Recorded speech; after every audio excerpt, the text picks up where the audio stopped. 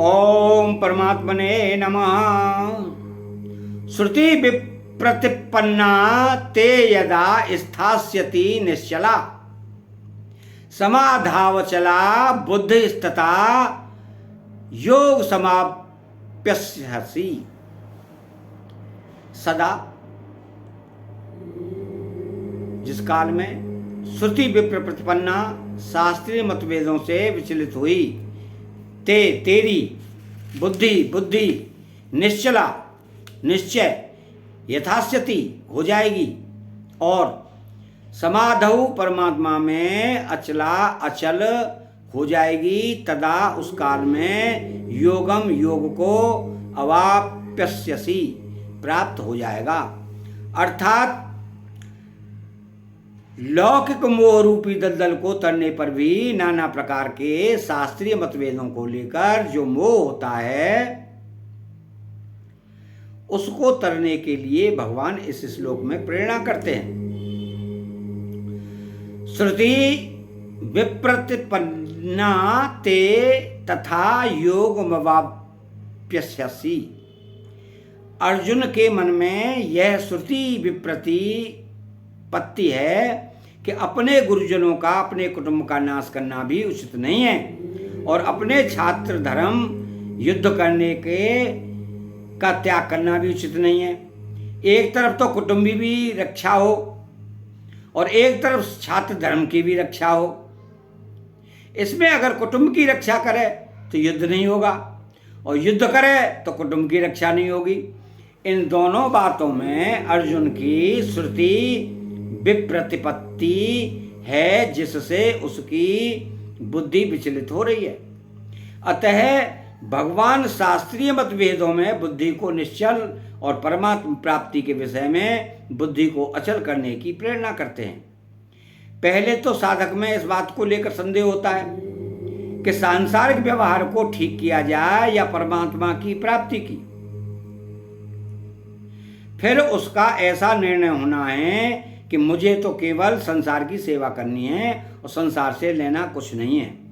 ऐसा निर्णय होते ही साधक की भोगों से उपरति होने लगती है, वैराग्य होने लगता है। ऐसा होने के बाद जब साधक परमात्मा की तरफ चलता है, तब उसके सामने साध्य और साधक विषयक तरह तरह के शास्त्रीय मतभेद आते हैं।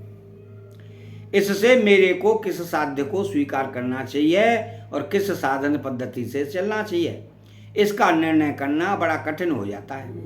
परंतु जब साधक सत्संग के द्वारा अपनी रुचि, श्रद्धा, विश्वास और योग्यता का निर्णय कर लेता है अथवा निर्णय न हो सकने की दशा में भगवान के शरण होकर उसको पुकारता है, तब भगवत कृपा से उसकी बुद्धि निश्चल हो जाती है। दूसरी बात, संपूर्ण शास्त्र संप्रदाय आदि में जीव, संसार और परमात्मा, इन तीनों का ही अलग अलग रूपों में वर्णन किया गया है। इनमें विचार पूर्वक देखा जाए तो जीव का स्वरूप चाहे जैसा हो पर जीव में हूँ, इसमें सब एक मत हैं। और संसार का स्वरूप चाहे जैसा हो पर संसार को छोड़ना है, इसमें सब एक मत हैं। और परमात्मा का स्वरूप चाहे जैसा हो पर उसको प्राप्त करना है, इसमें सब एक मत हैं। ऐसा निर्णय कर लेने पर साधक की बुद्धि निश्चल हो जाती है।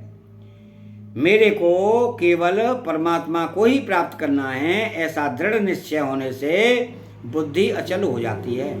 तब साधक सुगमता पूर्वक योग परमात्मा के साथ नित्य योग को प्राप्त हो जाता है। शास्त्रीय निर्णय करने में अथवा अपने कल्याण के निश्चय में जितनी कमी रहती है उतनी ही देरी लगती है। परंतु इन दोनों में जब बुद्धि निश्चय और निश्चल आचल हो जाती है, तो परमात्मा के साथ नित्य योग का अनुभव हो जाता है। संसार से संबंध विच्छेद करने के लिए बुद्धि निश्चल होनी चाहिए, जिसको छठे अध्याय के 23वें श्लोक में दुख संयोग वियोगम पद से कहा गया है। और परमात्मा से संबंध जोड़ने के लिए बुद्धि अचल होनी चाहिए, जिसको दूसरे अध्याय के 48वें श्लोक में समत्वम योगोच्यते पदों से कहा गया है। यहाँ तदा योगम वापस्यसि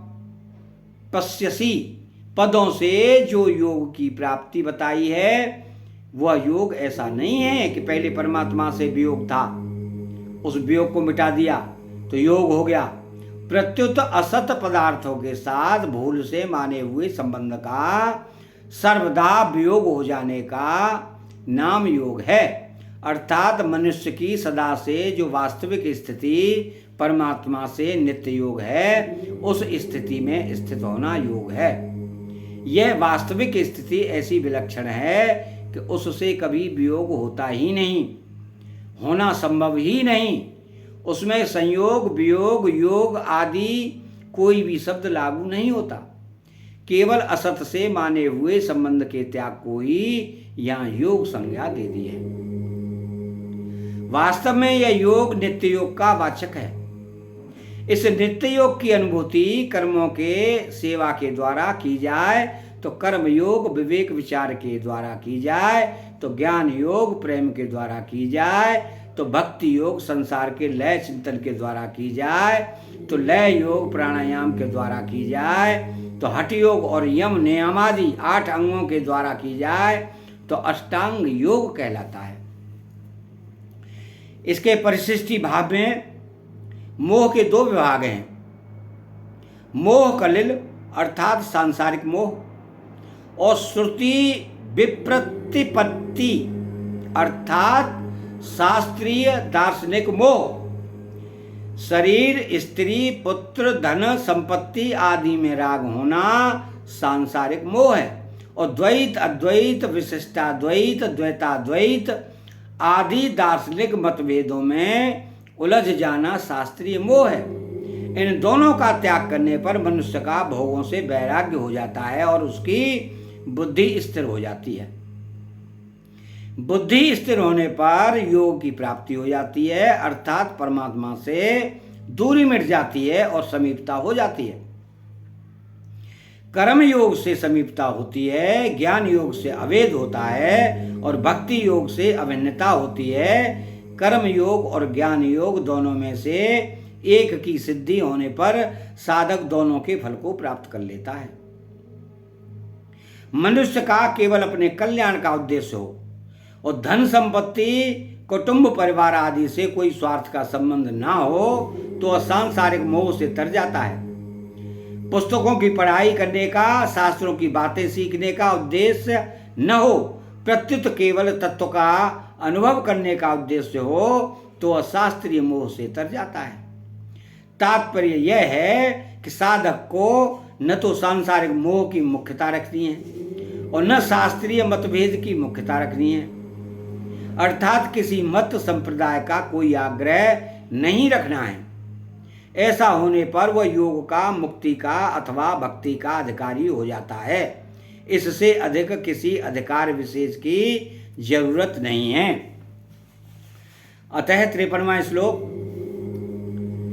यहाँ समाप्त होता है।